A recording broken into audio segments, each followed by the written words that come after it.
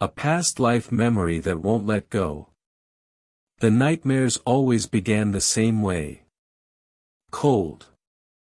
Not just winter's chill, but the bone-deep freeze of water flooding lungs, dragging her down into darkness. Sarah would wake gasping, her fingers clawing at her throat, still feeling the weight of the sodden wool dress clinging to her lifeless body.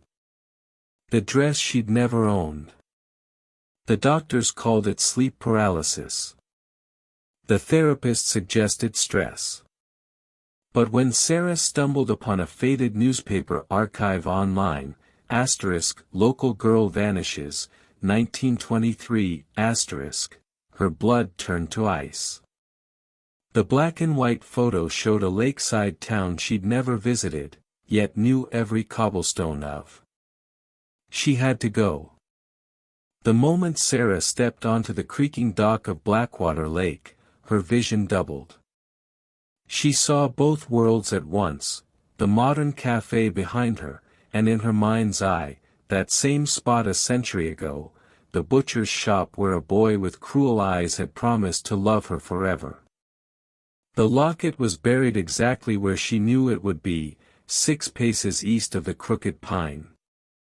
Its rusted hinge opened to reveal a portrait of her own face, inscribed, Emmeline, 1922. That's when the whispers started.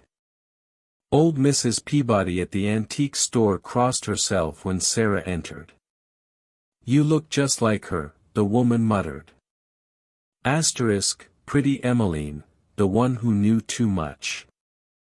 That night at the Lakeside Inn, Sarah's reflection in the mirror didn't move when she did. It smiled sadly, pressing a finger to lips that dripped with lake water.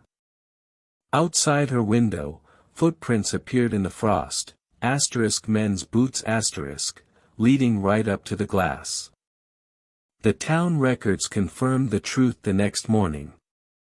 Emmeline hadn't just drowned. Her skull had been fractured before she hit the water. Sarah packed her bags at dusk, but the car wouldn't start. Through the gathering fog, a figure emerged from the tree line, tall, broad-shouldered, his face shadowed by a 1920s newsboy cap. His hands were wet. "Shouldn't have come back, Emmy," he whispered, though his lips never moved. Some memories won't stay buried. Some killers don't either.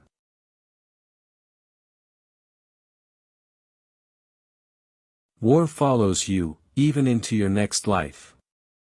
The phantom pain always struck at 3:17 a.m. James would jerk awake clutching his chest, fingers coming away wet with blood that vanished by sunrise. The doctors found nothing, no scars, no internal bleeding. But in his dreams, the wound was real. He could taste gunpowder thick on his tongue, feel the mud of no man's land sucking at his boots, hear the death rattle of the boy next to him whispering, "Mutter," as the light left his eyes. The antique bayonet in the military museum stopped him dead. Its notched blade matched the exact angle of pain in his nightmares. The display card read, Battle of Verdun, 1916, recovered from soldiers' remains. When James touched the glass case, the world tilted. Suddenly he was there, choking on mustard gas, watching his own hands, too pale, too thin, reload a Lebel rifle. The archives confirmed it. Private Heinrich Vogel, 23rd Infantry, died October 24, 1916, bayonet through the sternum. James's hands shook as he compared Heinrich's last letter home to his own journal. The same phrases. The same crooked S in soon. That night, the gunshot started. Not dream gunfire, but real cracks echoing from his backyard. James found 7 bullet casings in the grass, World War I era .303 British rounds. His reflection in the kitchen window showed a gas mask for half a heartbeat. The bleeding got worse. His sheets were soaked through every morning, though the wound remained invisible. The ER nurses whispered about psychosomatic hemorrhage until they saw his chest X-ray, a shadow exactly where Heinrich's bayonet had struck. On the anniversary of Vogel's death, James woke standing in a trench he'd dug in his sleep, his hands blistered from a shovel he didn't own. The pocket watch in his palm, not his, never his, ticked backward. At 3:17 a.m., the bayonet materialized on his bed, rusted brown except for the gleaming tip. From the woods beyond his fence, a voice shouted in guttural German. Asterisk, Kamerad. Wir brauchen Verstärkung. Asterisk. James knew what came next. The war wasn't over. It was waiting for him.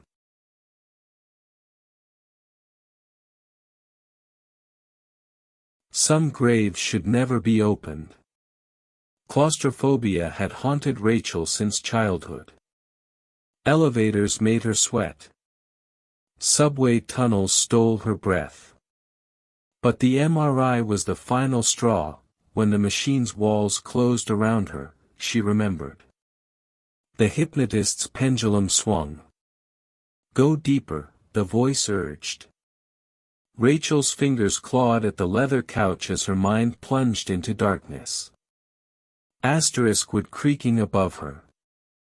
The coppery taste of blood where she'd bitten through her lips screaming. A man's face leering down through the coffin's cracks as shovelfuls of dirt blotted out the last slivers of light. Should have signed the papers, cousin, he whispered.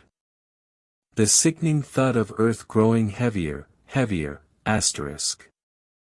Rachel awoke vomiting soil. The genealogist traced her past life identity to Eleanor Whittaker, 1898. Newspaper archives showed a society scandal, Eleanor's sudden disappearance days before inheriting the family fortune. The cousin who profited built a chapel over her unmarked grave. Rachel's hands moved without consent, sketching a face from memory.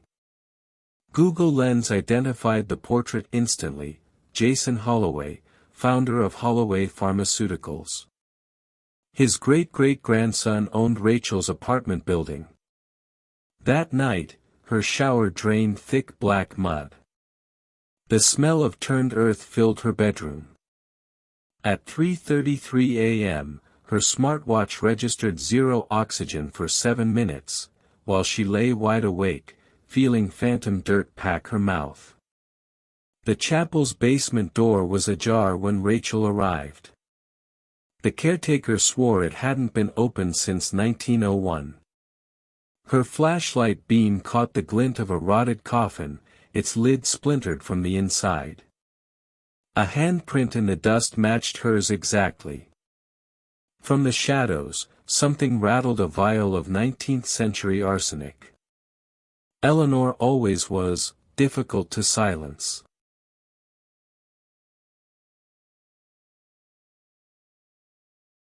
The past doesn't haunt you, it burns. The nightmares smelled like burning wool and hair. Every night for 32 years, Daniel woke screaming as the ceiling collapsed in a shower of sparks, his last memory the searing pain of molten metal fusing his wedding ring to bone. Firefighters said his fear was irrational, he'd never even had a sunburn. Then he saw the photograph.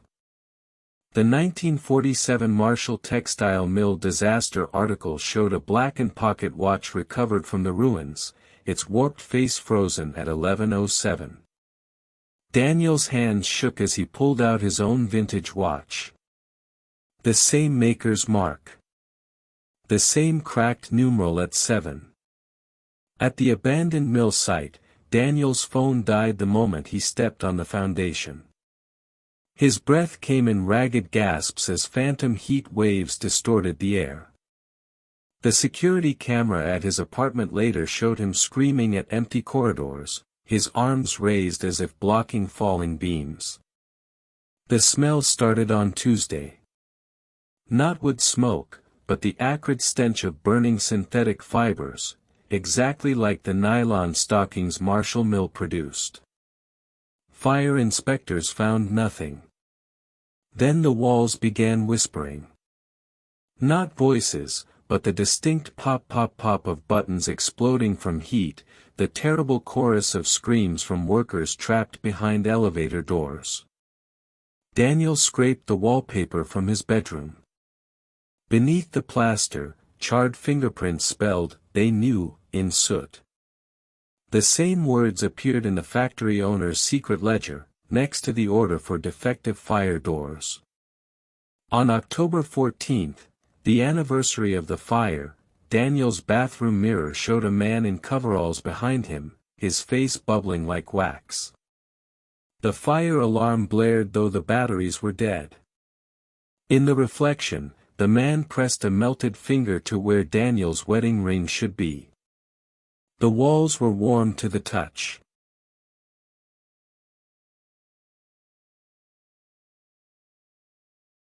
Asterisk, they killed me once.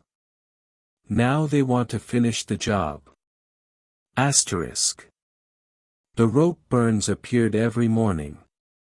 Lena would wake with raw, circular welts around her neck, wounds that vanished by noon. Her therapist suggested psychosomatic trauma. The nightmares told a different story, rough hands dragging her through mud, a jeering crowd throwing rotten fruit, the village priest declaring her soul forfeit. She always woke when the noose snapped tight. The historic witch trial reenactment flyer stopped her heart. Blackthorn Village's tourism brochure showed the exact square from her dreams.